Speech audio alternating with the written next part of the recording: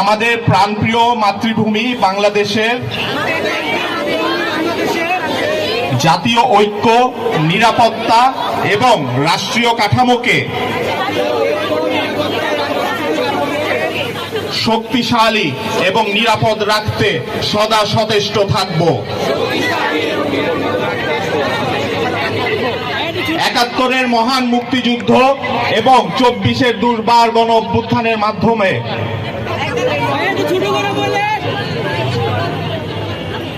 জনতার যে রাজনৈতিক, সামাজিক এবং অর্থনৈতিক আকাঙ্ক্ষা জন্মেছে তা বাস্তবায়নের মাধ্যমে বাংলাদেশ রাষ্ট্রের স্বাধীনতা ও সার্বভৌমত্ব সুসংহত রাখব।